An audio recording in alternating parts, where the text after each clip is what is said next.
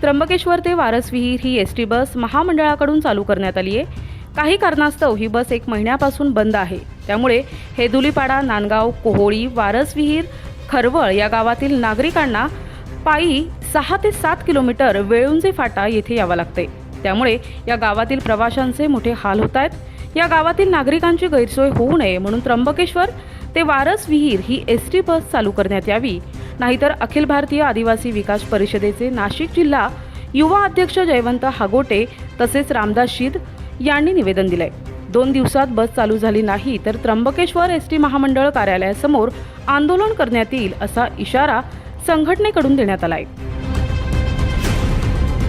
नमस्कार, मी जयवंत हागोटे, अखिल भारतीय आदिवासी विकास परिषद नाशिक जिल्हा युवा अध्यक्ष। तर जे काही ग्रामीण भागामध्ये ज्या काही बस चालू आहेत तर याच बस संदर्भात त्र्यंबकेश्वर ते वारसविहीर ही बस महामंडळाकडून चालू होती, तर ती कारणास्तव बंद आहे।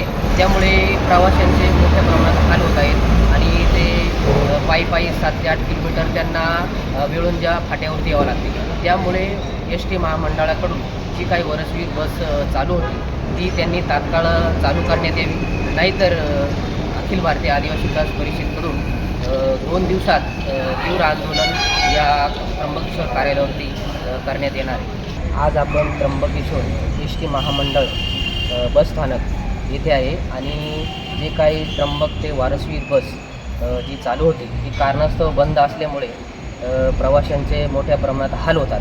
त्यामुळे जे काही वारसविहीर हेदुलीपाडा येथील नागरिक आहेत त्यांच्याकडून आपण जाणून घेऊ काय परिस्थिती आहे। 1 महिन्यापासून बसची अडचणच होती। बस नसल्यामुळं म्हणजे आमचे जे ग्रामस्थ होते म्हातारे नवतरणे तर तिथे गाड्याची खरवळ वारसविहीर गाड्यांची खूपच काही अडचण होती। तर ती 5-6 किलोमीटर वरती यायचे, वेळुंजाला यायचे, तशा त्या गाड्या भेटायच्या। काही लोक रात्रीच्या 9-10 वाजायच्या, गाड्याची खूपच अडचण होती। तसेच अखिल भारतीय आदिवासी विकास यांच्या संघटनेने आज निवेदन दिलेले आहे तर लवकरात लवकर बस सुरू केल्या पाहिजे। प्रतिनिधी रामदास शीद, महाराष्ट्र समाचार, त्र्यंबकेश्वर, नाशिक।